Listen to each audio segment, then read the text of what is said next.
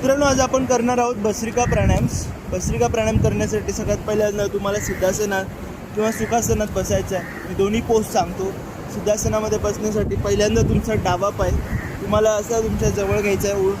त्याच्यानंतर उजवा पाय हा उचलून डाव्या पायावरती ठेवायचा आहे. ही सिद्धासनाची पोस्ट आहे. या पोजमध्ये आपल्याला बसायचं आहे. त्यानंतर हाताची मुद्रा ही ध्यान मुद्रा याप्रमाणे आपण ठेवू शकतो. आणि त्यानंतर सिद्धासनात बसल्यानंतर एक डीप ब्रिदिंग घ्यायचं आहे आणि श्वास सोडायचा आहे. एक दीर्घ श्वास घ्यायचा आहे आणि श्वास सोडायचा आहे. त्याला भस्त्रिका प्राणायाम असं म्हटलं जातं.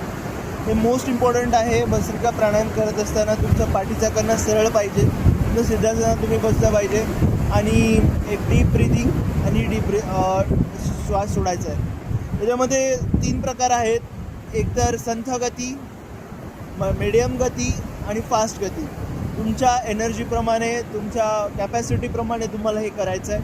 हे तिन्ही प्रकार तुम्हाला करून दाखवतो.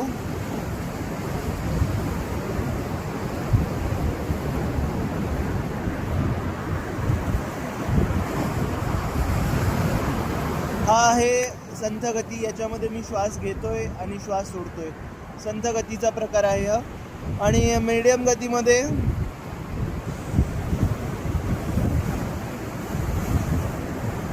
मीडियम गती आहे.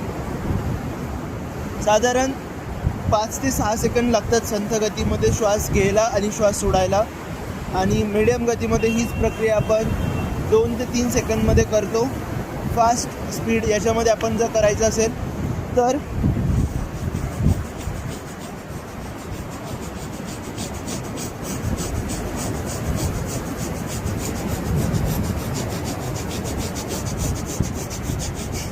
हे साधारण 3 मिनटापर्यंत आपण करू शकतो.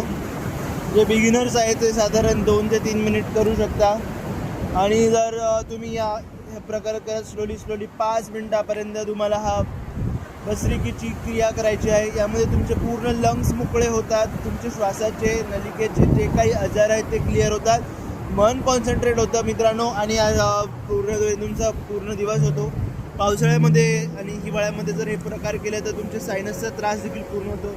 मित्रांनो, अशा प्रकारे जर शॉर्ट्स आवडले असेल तर नक्की चॅनलला लाईक करा, सबस्क्राईब करा. योगा प्रकारचे टिप्स पाहण्यासाठी चॅनलला नक्की सबस्क्राईब करा. धन्यवाद.